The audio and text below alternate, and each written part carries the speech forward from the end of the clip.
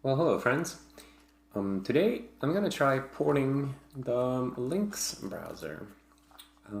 And Lynx is a text-only browser that can run in the terminal. And I figured that maybe we could get it to run on Serenity. So let's just download it and see how far we can get. Okay.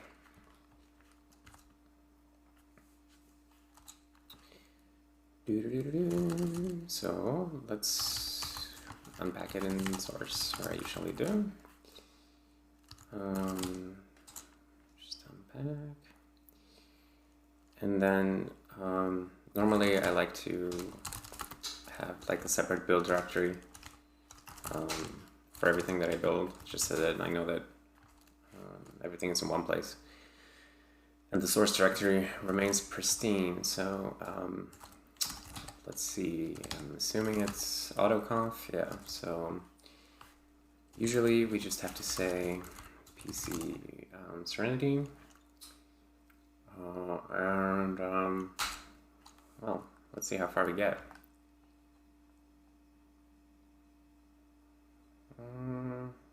Well, it's going well.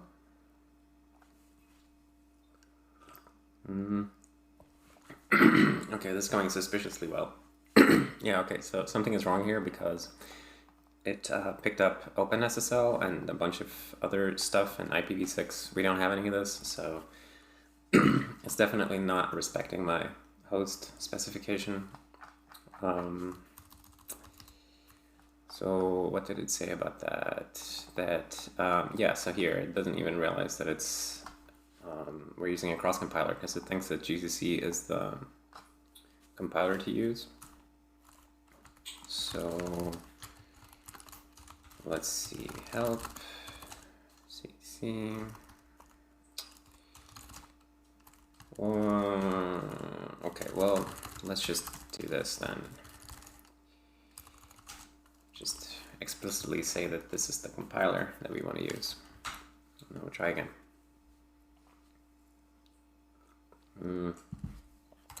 Actually, I may have to do a disk clean for that. I'm never quite sure when to disk clean and when to when we need something else. But in this case, I feel like maybe disk clean was the right thing.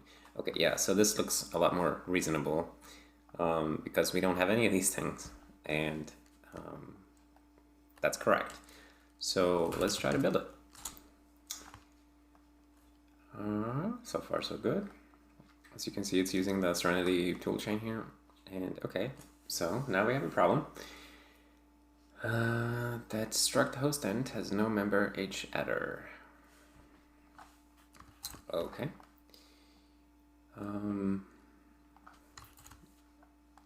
Let's look that up. Come on, dude.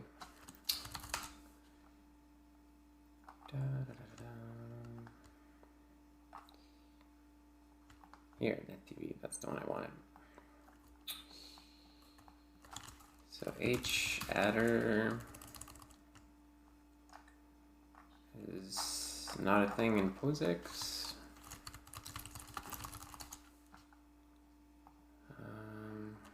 What do you say?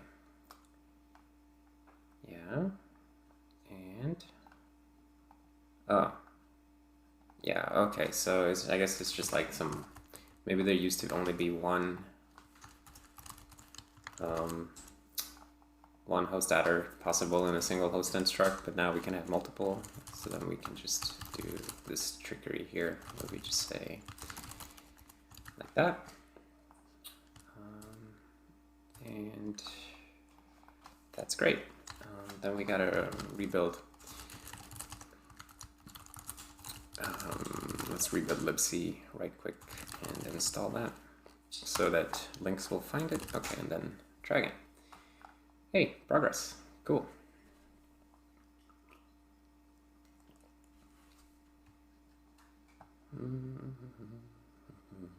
Wow, this is actually, I'm used to seeing a lot more build problems. This is moving forward at a pretty good pace. But I shouldn't celebrate yet. Okay, so here we go. We have some undefined symbols. So let's get sock name and fsync. And I'm not sure exactly what get sock name is, but fsync is for it's like doing sync on a file descriptor, right? Yeah. And is it from metadata? What's the difference between fsync and fdatasync? Fsync also flushes metadata, whereas fdatasync only flushes. But yeah, so fdatasync does not flush metadata. Well, so let's see what we can do about that. So do we have any fsync anything? Fsync? No, it's not even mentioned anywhere. Well, let's just I guess we can be a bit lazy here and just do a stub for it. Because it's not the end of the world that we pretend that we synced it and then we actually didn't.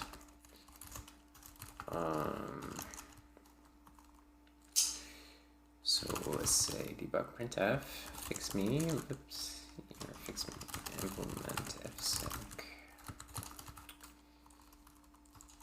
We'll just return 0. That's a bit shady, but it'll work for now. I'll say I use paramfd just to silence the warning. And then what else did we have? Get sock name, so I have to look that up. Returns the current address to which the socket is bound. Right. So that'll be a new syscall, I think, because we don't have that in user space right now. So let's do the libc stuff first. So that's int get sock name,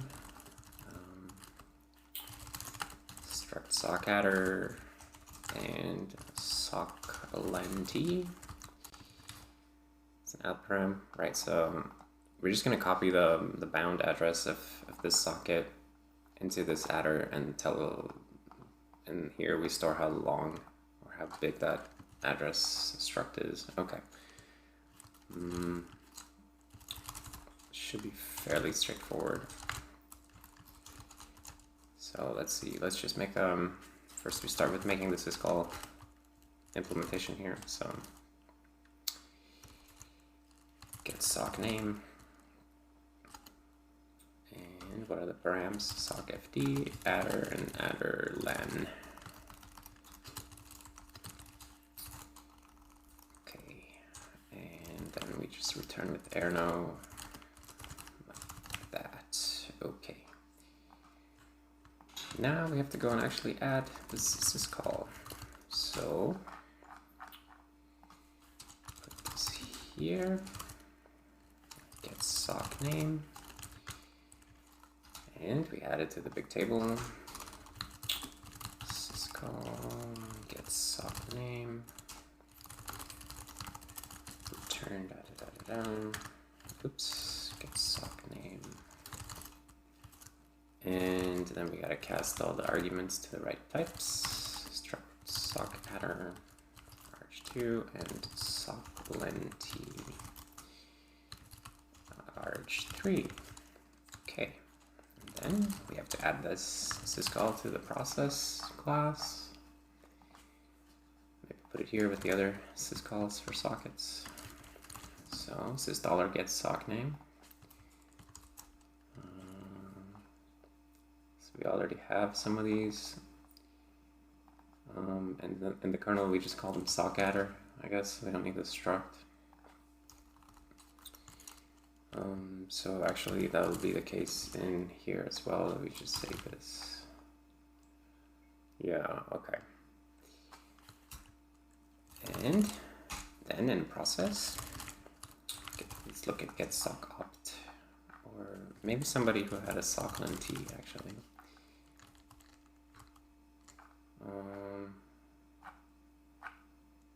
Okay, let's just go here and get sock opt. We'll say in process sys get sock name.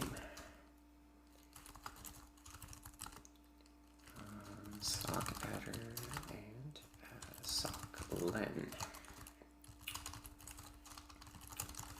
So the first thing we gotta do is make sure that we can actually write to these two pieces of memory that we're being told to write to.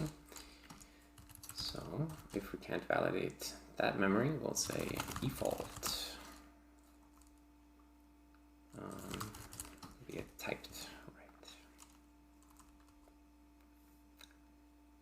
Or wait, hold on, I'm not doing this right. Value, we need to make sure that we can write the whole address. So it's interesting. So I guess maybe we should pass this on to the socket class, because then he knows how big his address is. But okay, so let's just try to plow forward a bit then. So let's get the descriptor for this FD that we have, because if we don't have one, then we can just return bad file descriptor right away. And if it goes well, we'll return 0, I guess. Yeah, 0.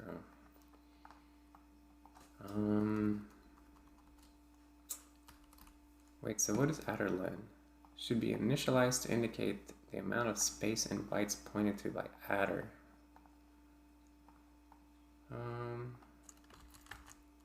Okay, well that makes sense. So we should make sure that we can read it. Read typed, and then validate write typed adder. Oh no, not typed. Adder len. Okay, I think that's the right idea. So adder len originally tells us how much space is available here, and then we're supposed to fill it in with how much we actually put into the sock adder. Okay.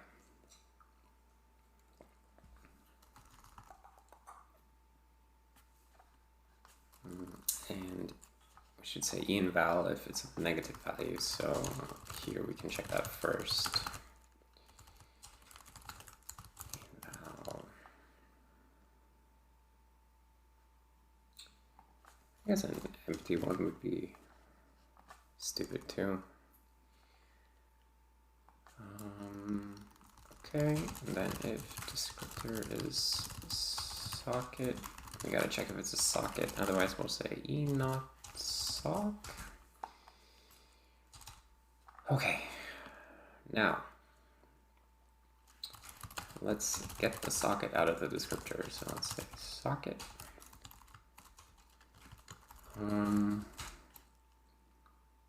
And then we want to put the bound address into this place here. So we have, let's see, socket. I mean, we don't have the address here anyway, so we're gonna have to, oh, there's get address. Hold on. Get address. I'm calling that somewhere. Oh, it's here. Oh, lovely. Everything's already available. So what does this do? It just copies it over. And if it says false, then it was because the address size was not the right size. Okay. I guess if we get the false, then we can just say enval. Okay. So socket get address, adder len, and if it returns false, we'll say enval, I guess. Fix me, should this be another error? I'm not sure. I feel like this is pretty good, so Let's try to build this. Let's build it a little faster.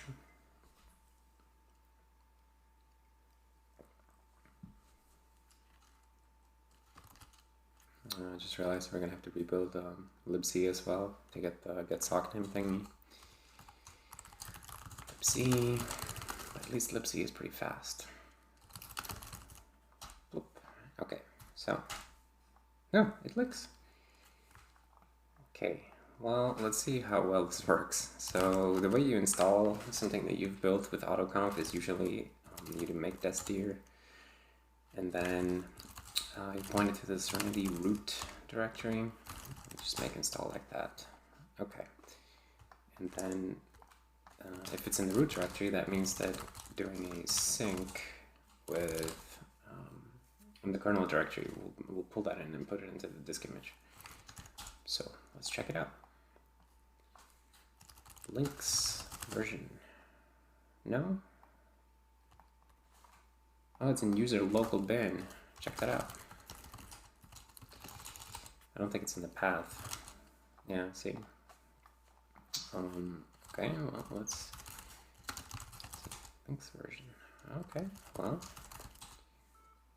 Oh. Okay, what happened? We had a bunch of things going on here.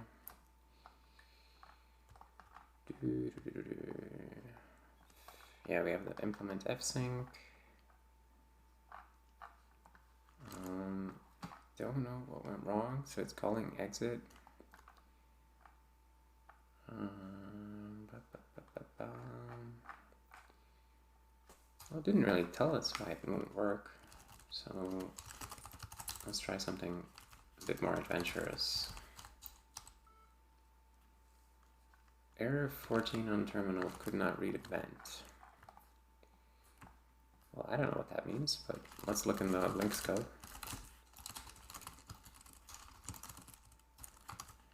On terminal, could not read event, okay.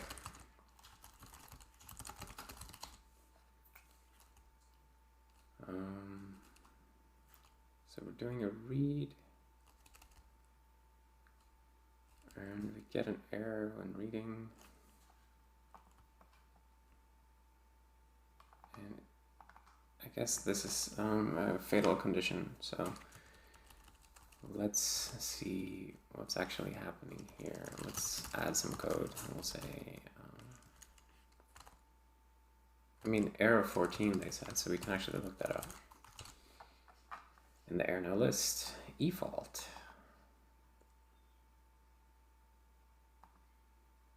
Okay. So we're getting an efault. I'm calling read. Okay. Let's go in the read syscall here. So this is where we would say that. So let's just hack it and say like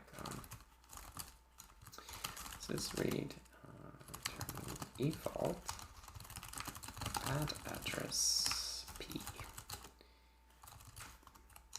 and then let's hang so that we can catch it.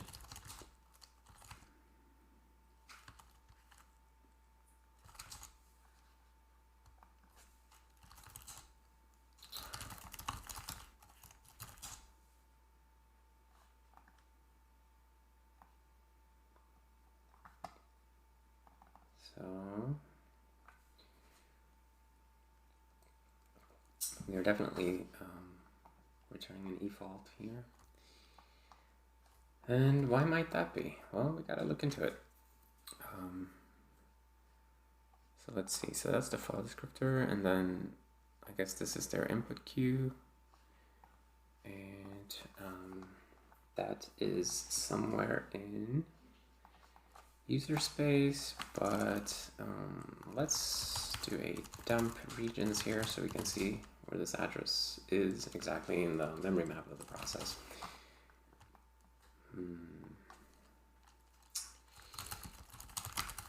Links.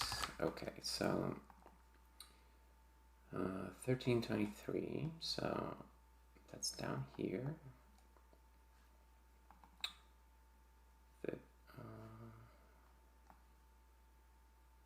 Well, I feel like that's inside of this, or am I just blind here? Wait, why is this? Oh, why is this considered invalid? Oh, I guess because the buffer is bigger than that. So probably I'm not taking the length into account. Let's see.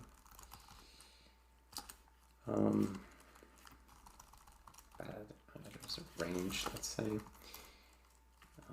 P, say x to x. We'll do buffer, or let's do it this way, d buffer plus size minus 1.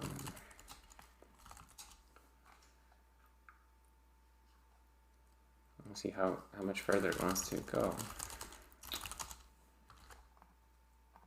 Okay, so it wants to go 7 bytes beyond the end of that buffer. And we don't like that. So this is tricky because it could be a bug that we're having, and it could be a bug that they're having that they just never realized. I'm inclined to think it's probably us having a problem, but I'm still gonna go and I'm gonna hack this so that we allocate a little bit more. Let's see, maybe in malloc we can do let's say we'll just double size these things.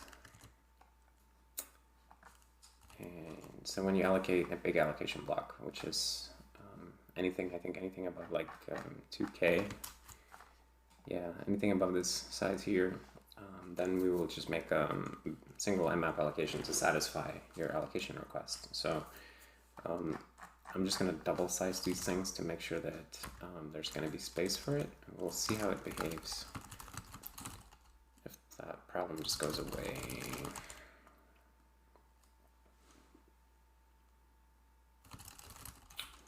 And because of the static linking, we have to actually relink and install and sync, and then we can go. Okay. Open links. Oh, look at that. Okay. Definitely progress. Okay. And oh shit, there's many. Go to URL. Let's go to google.com. Haha, look at that, it's Google in Swedish. Let's go to English version. Oh, can I get to the English version? Well, whatever, we'll search for something.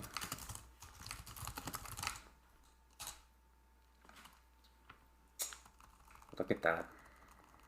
It's not super beautiful, but here we are. See? That's this operating system. Very, very cool. So I don't know why they would be overflowing that buffer, but I'm gonna go ahead and say that that's an issue that I'm gonna look into separately. Maybe I'll just make a Linux build locally and Valgrind it or something, but it's kind of out of the scope of this video.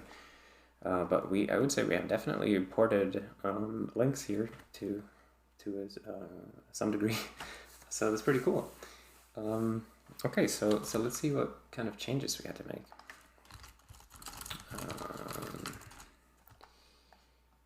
Right, so this was just tweaking the read syscall here so we could find out what was going wrong. And then, oh yeah, so we had to implement get sock name syscall. And then we added declaration for that, and then get sock name, dispatching it into the syscall thingy. Here we're just hacking malloc so that it oversizes the buffer so we don't crash. Probably that's not the correct behavior, so I'm gonna look into that separately. And then this we needed because Lynx was using this hadder, which I guess is some old world version of referring to the single address that maybe used to be in a host ent or whatever. Okay, so here's the libc version of getSockName. Just forwards all the args to the syscall. There's the libc header for that. And then, yeah, we just did a stub for fsync because whatever, I don't want to do fsync right now. So let's see, let's commit this stuff. So unistd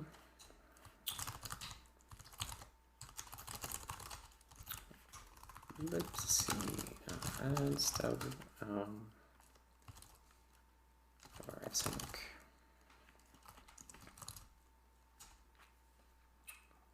Okay, and libc sys socket cpp and h, and then also we have to actually clean up sys read. We gotta remove that gunk we put in there because otherwise we can't commit this file. So just forget about that. And let's see, diff kernel process cpp, and let's remove those malloc changes. And what do we have left? Blah blah blah blah blah. Yeah, these are all the same changes. Okay, so did I add anything? Yeah, so process cpp and kernel process.h, kernel syscall and kernel syscall h. Okay, that's it. Kernel plus libc, I guess. Implement getSockName.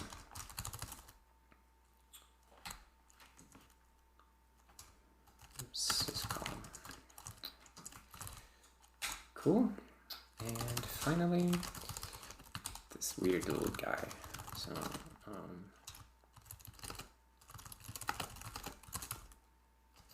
for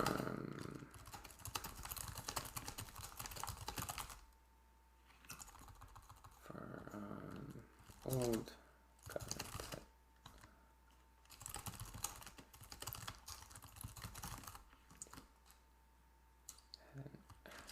an okay, add an hadder helper macro.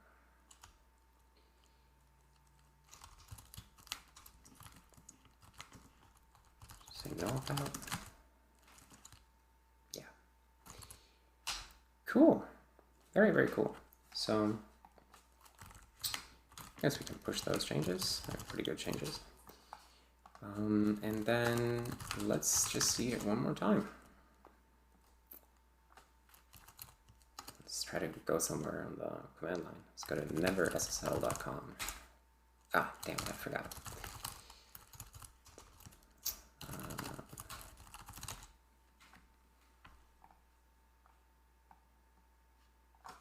No, was not found. Shit, I thought that was the name. Is it W? Oh, okay. That's very, very cool. Cool, cool. All right, so I think that's going to do it for today's video. So if you made it this far, then I thank you for watching and for coming back, and I hope you enjoyed this slightly different type of content today, but I hope to see you next time.